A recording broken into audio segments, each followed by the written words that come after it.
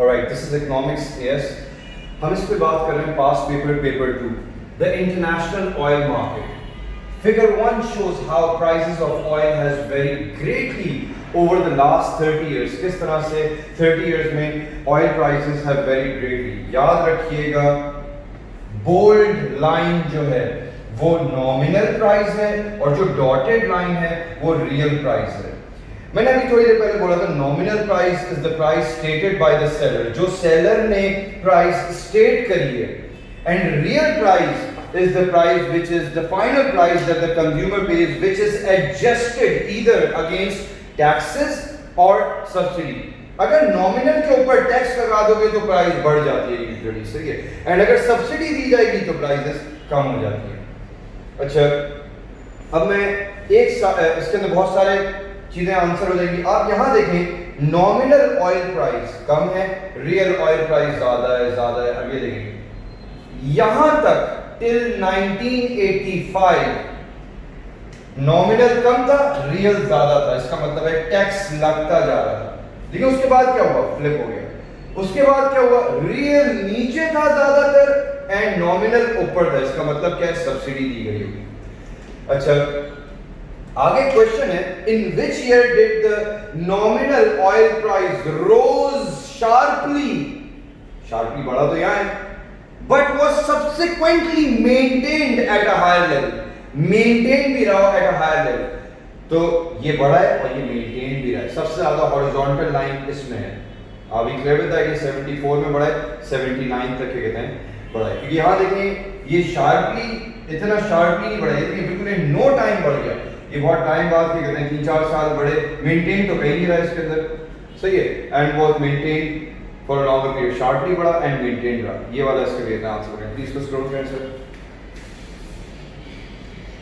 अच्छा, oil prices at the end of 1999 were averaging $25 per barrel. This compared with less than $10 per barrel a year earlier. This change was influenced by two main factors. First, the Organization of Petroleum Exporting Countries (OPEC), excluding Iraq, cut production by 4.3 million barrel per day. 4.3 million barrel per day. Sir इसको उसी level पे expand करें, कटने दे, वो थोड़ा सी cut रहा है. 4.3 million barrel per day. अच्छा, मुझे पूरी केस स्टडी याद है, तो क्या कहते हैं 4.3 million.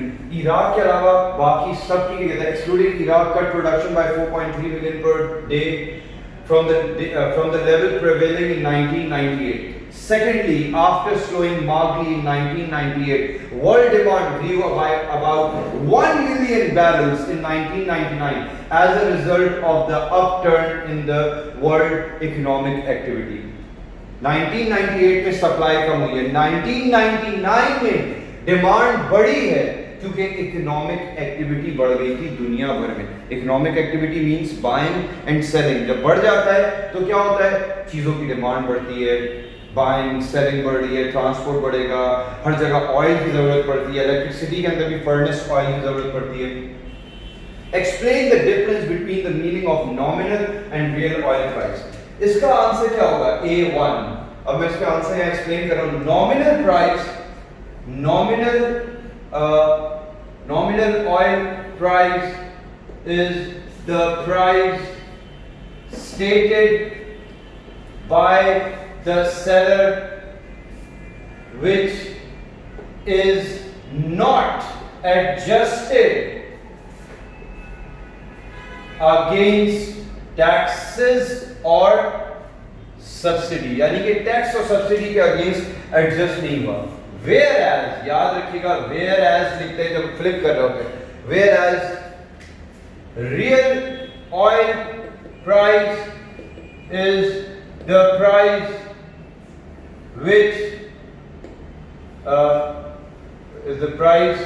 which is paid by consumer, which is adjusted against taxes or subsidy. Clear? Describe the general trend in the nominal oil price between 1970 till 1999 shown in figure 1. General trend बताना है, एक trend नहीं बताना sir, आपको table दिखाना तो अब एक पॉइंट नहीं बताना, ओवरऑल ट्रेंड बताना है। नॉमिनल का पूछा है ना, सही है, तो नॉमिनल पूछा है, रियल एक्शन पर बेस करो क्वेश्चन में नॉमिनल प्राइस। हाँ, तो नॉमिनल प्राइस ओवरऑल क्या हुआ 1970 से लेके 1982 it had an infrequent inclining trend, overall बढ़ रहा है, सही है।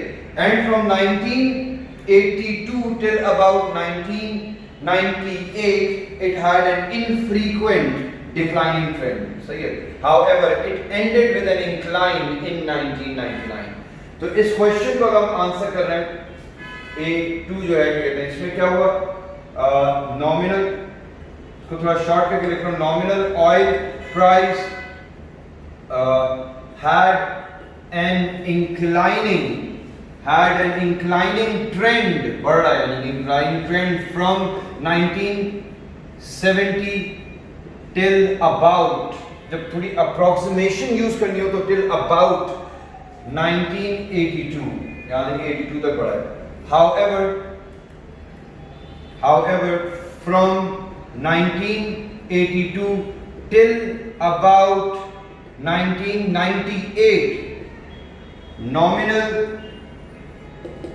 oil price had an infrequent declining trend, though it ended with an inclining trend in 1999। Clear? सही है सर, अगला क्वेश्चन निकालो। समझ में आया तुम लोगों को? अच्छा, अब A3, using figure 1 summarize the relationship between real and nominal oil price over the period 1970 till 1999। Sir वो दिखाते हैं ट्रेंड, वो ओवरऑल इन दोनों की रिलेशनशिप समराइज करनी है। 1970 से लेके 1985 तक नॉमिनल कम था, रियल ज्यादा था। पहले तो ये बात करते हैं, from 1970 till 1985 real price of oil was greater than the nominal oil price। However, अच्छा इसमें हम ये बता सकते हैं, दिस ब्रैकेट में this can be due to taxes. However,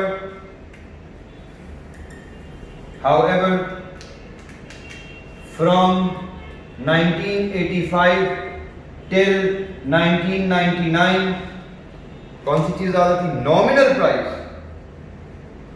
nominal price was greater than real price। सही है, ये क्या रीजन हो सकता है? This can be due to subsidy. ये लाइन अगर नहीं भी ऐड करते तब भी you are good to answer it on 2 marks. Sir question दिखा दें, किसने हैंड रेज किया? Five, okay. Using figure 1, summarize the relationship between real हो गया। Identify one year in, ये 1 मार्क का है, in which the nominal oil price rose sharply and was subsequently maintained at a higher level। तो किस year में था ये? कौन सा क्वेश्चन है? B1। 1970 the prices of the 1970 the nominal oil price rose sharply and was maintained till about 1970 78 या 79 तक, सही है, फुल स्टॉप। अच्छा B2 क्वेश्चन जो है B2, suggest two problems for oil producers caused by variability of oil price। क्या दो problem ये लोग फेस करेंगे जब प्राइसेस बढ़ रही है, कम हो रही है? It will be difficult to predict cost/expenses। फिर इसके बाद दूसरा क्या है? It will be difficult to plan when to stock the oil and when to sell it।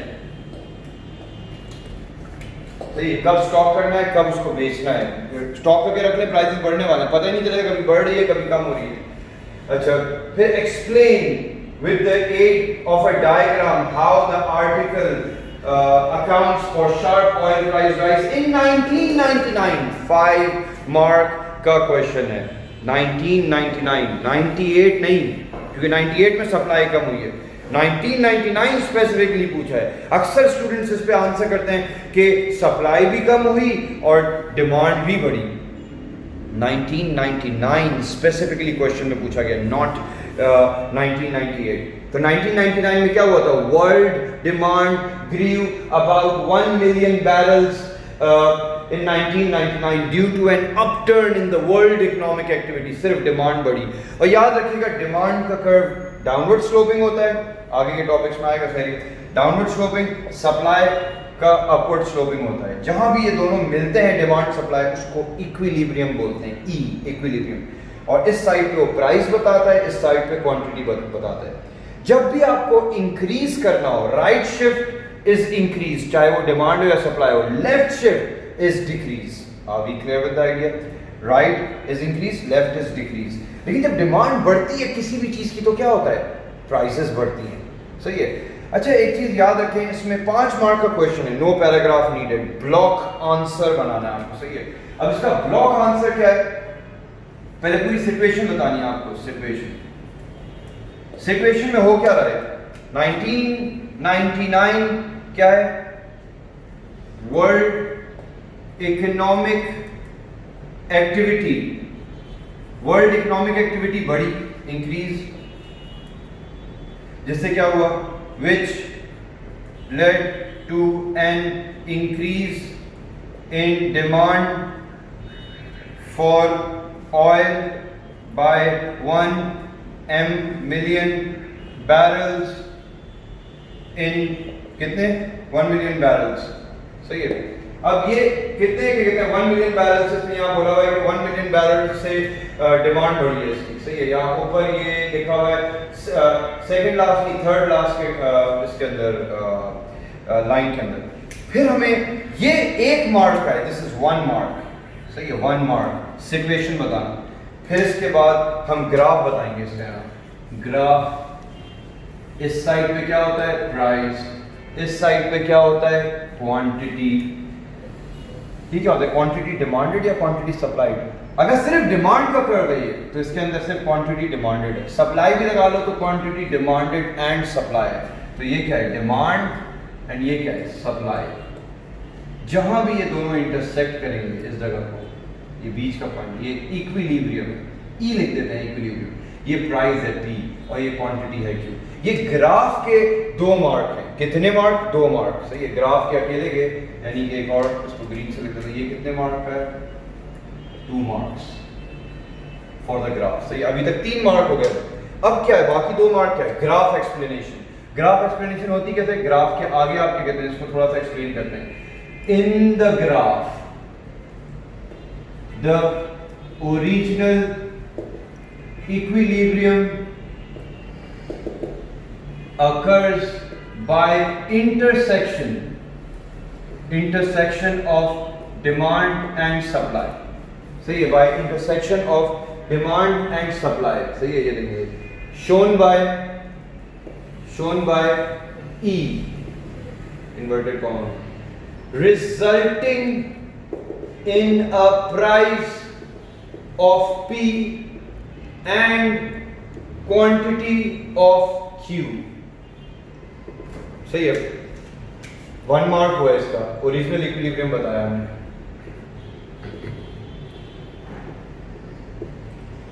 However, the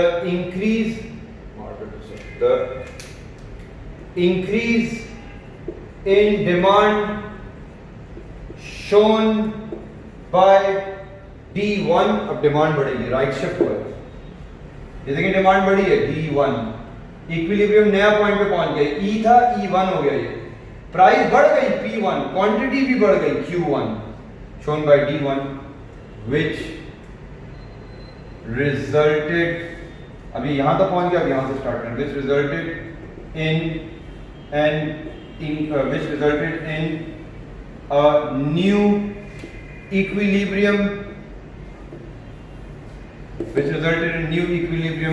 shown by E1 and an increase in price of P1, price बढ़ी है P1, and an increase in quantity of Q1, सही है, Q1 full stop. पूरा इसमें 1 mark situation, 2 mark graph का, 2 mark इसका, इसको भी लिख देते हैं 2 मार्क्स, यानी कि ये पूरी एक्सप्लेनेशन 2 मार्क्स। टोटल कितना हो गया? 2 2 4 1 5, no paragraph needed in it. सही है।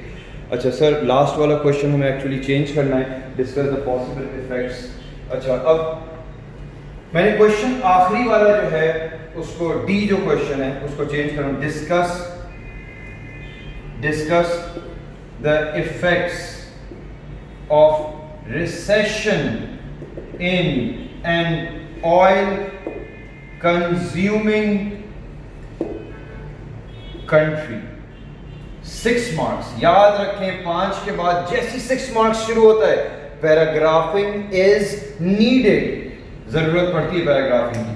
इस क्वेश्चन को हम आंसर कैसे करेंगे? पहले तो हम इसके अंदर सब्जेक्ट को डिफाइन करेंगे, 1 मार्क का। रिसेशन होता क्या है? 1 मार्क। 1 मार्क कंक्लूजन का, 1 मार्क इंट्रोडक्शन, 1 मार्क कंक्लूजन। सही, कितने मार्क्स बचे? 2 मार्क हो गए, कितने बचे? 4 मार्क बचे। सही है, 4 मार्क में हम बात करेंगे कि रिसेशन के इफेक्ट्स क्या होते हैं, अच्छे या बुरे, जो भी, वैसे बुरे इफेक्ट्स होते हैं। सही है, 4 मार्क इसके, 1 मार्क इंट्रोडक्शन का, 1 मार्क कंक्लूजन का। तो याद रखें, कवर जो है इसका, cover introduction 1 mark, conclusion 1 mark, 2 mark हो गए, बचे कितने? 4 मार्क। 4 मार्क के इफेक्ट्स, तो यानी कि 3 पैराग्राफ में आंसर बनेगा। तो सबसे पहले तो हम इसके अंदर डिफाइन करेंगे कि रिसेशन होता क्या है।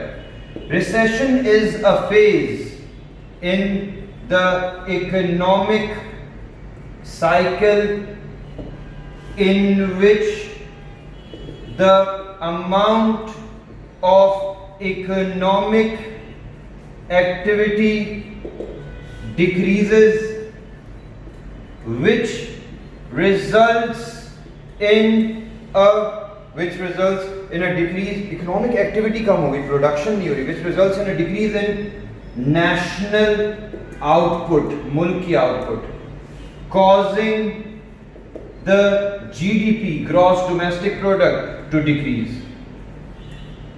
सही है, ये तो आपने बताया कि रिसेशन होता क्या है। इसके कितने मार्क्स हैं? इसके 1 पैराग्राफ, 1 पैराग्राफ है एंड 1 मार्क इसका। फिर इसके बाद इफेक्ट्स की बात करते हैं। इफेक्ट्स क्या है, मैं इसको पॉइंट्स में लिख रहा हूँ। इफेक्ट्स क्या, इफेक्ट्स होते हैं जब रिसेशन होता है? सबसे पहला इफेक्ट क्या होता है? बिजनेस एंड कंज्यूमर, दोनों का, business and consumer confidence decreases. सही है। दूसरा इफेक्ट क्या होगा जब रिसेशन में होगा?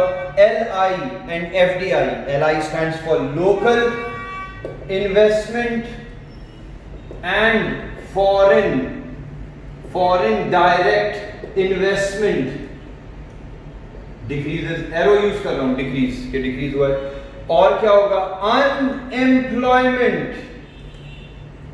Unemployment increases due to low economic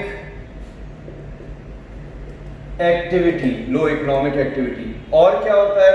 जब कंट्री के अंदर रिसेशन होता है, बिजनेस कॉन्फिडेंस कम होता है। फिर उसके बाद national output decreases due to low economic activity, less tax revenue generated for government के लिए टैक्स रेवेन्यू कम जनरेट होता है। और क्या बुराई होती है या इफेक्ट होता है जब रिसेशन आता है? It becomes difficult to achieve the other economic objectives. Other economic objectives क्या क्या हैं वैसे?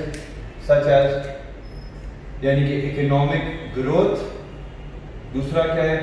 अनएम्प्लॉयमेंट कम करना, ये मुश्किल हो जाता है। बैलेंस ऑफ पेमेंट को इम्प्रूव करना, ये भी अक्सर मुश्किल हो जाता है। अब इसका कंक्लूजन क्या है? ये कितने मार्क का है? This is 4 marks. ये एक और पैराग्राफ, फिर इसका hashtag conclusion. In conclusion it makes it clear that a recession is not preferred by any economy